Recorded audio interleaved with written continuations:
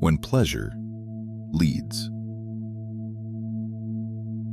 We often think of pain and pleasure as opposites. One bad, one good.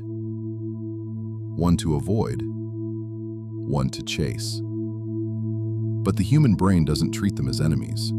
It treats them as regulators, as opposite but equal part of the same spectrum. Pain and pleasure are processed through overlapping systems in the brain, not to punish us, but to keep us in balance. When either one becomes too strong or lasts too long, the brain responds, not with judgment, but with correction. This isn't philosophy, it's biology. And it quietly echoes something Scripture has warned about for thousands of years. Let your moderation be known to all. Philippians chapter 4, verse 5. The problem begins when moderation is lost, when pleasure leads. Dopamine. Not pleasure, but direction. Dopamine is often called the pleasure chemical. That's not accurate. Dopamine is about motivation. It's the signal that says, this matters, move toward it. Without dopamine, there is no drive to act. In experiments where animals were depleted of dopamine, they would still eat if food was placed directly into their mouths. But if the food was even a short distance away, they wouldn't move toward it. They didn't starve because they couldn't eat. They starved because they had no reason to pursue. Dopamine is essential because motivation is essential for survival. This is why people with Parkinson's disease, who have very low dopamine, struggle with movement itself. Dopamine doesn't create pleasure, it creates direction. Scripture has long warned us about only trusting what feels right. There is a way that seems right to a person, but its end is the way of death. Proverbs chapter 14, verse 12. Scripture also warns us not to follow our feelings, but be disciplined and use discernment as a guide. Trust in the Lord with all your heart, and lean not on your own understanding. In all your ways submit to him, and he will make your paths straight. Proverbs chapter 3, verse 5 and 6. What the brain marks as important, we begin to move toward. Neurologically and spiritually, what we give our attention to begins to shape us, begin to guide us. Too much pleasure, too much pain. The brain's natural state is balance. In other words, homeostasis. When we experience too much pleasure, the brain activates processes that pull us back into equilibrium. And when we experience too much pain, it activates systems that seek relief. This is not about small, everyday experiences. It's about strong, repeated, or prolonged stimulation, the kind that overwhelms regulation. Neuroscience calls this the opponent process principle. Every intense experience triggers a counter, equally intense reaction. Scripture has always recognized this pattern. Whoever loves pleasure will become poor. Proverbs chapter 21, verse 17. A man reaps what he sows. Galatians chapter 6, verse 7. When pride comes, then comes disgrace. Proverbs chapter 11, verse 2. Not because pleasure is evil, but because excess of pleasure erodes stability. Effort before reward. For most of human history, dopamine was released slowly.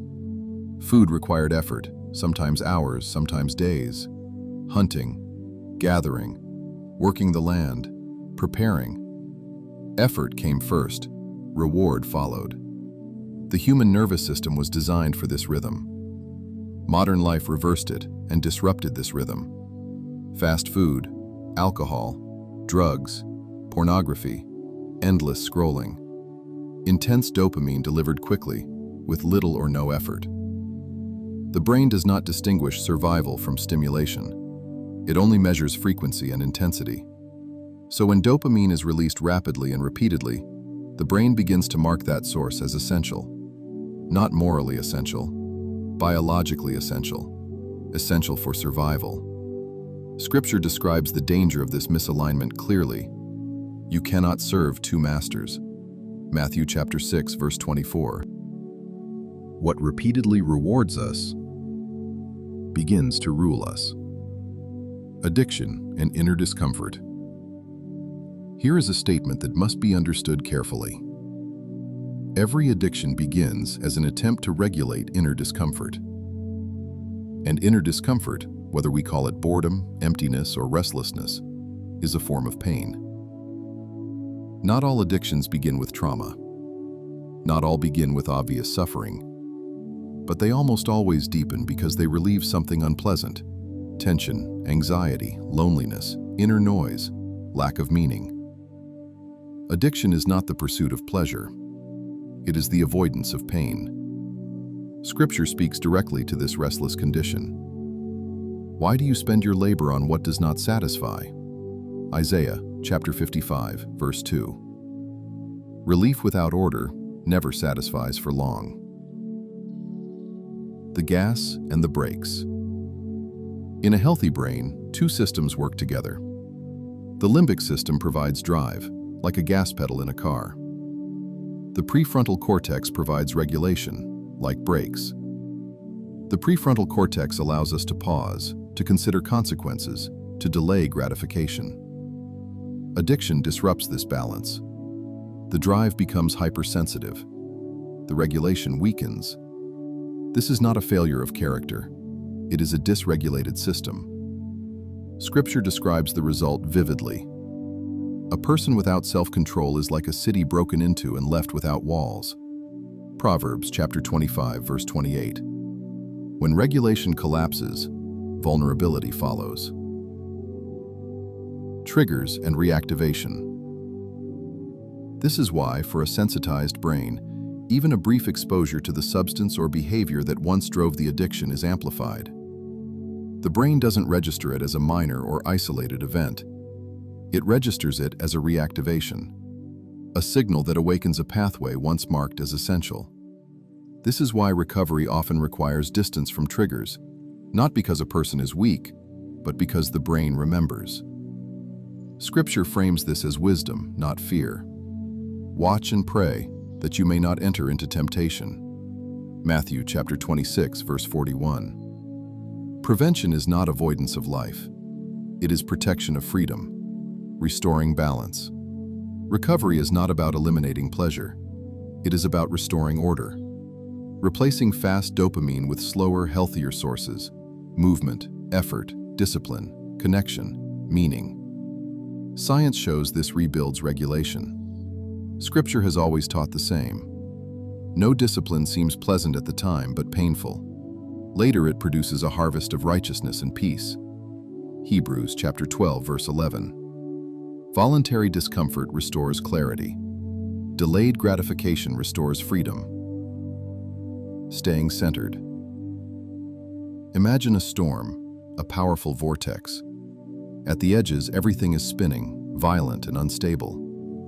The farther you move from the center, the stronger the pull, the stronger the chaos.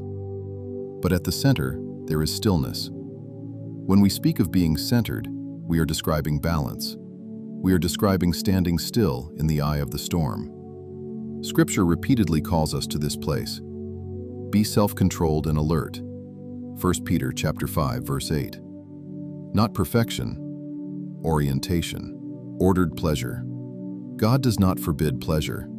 He regulates it, because pleasure that leads eventually enslaves.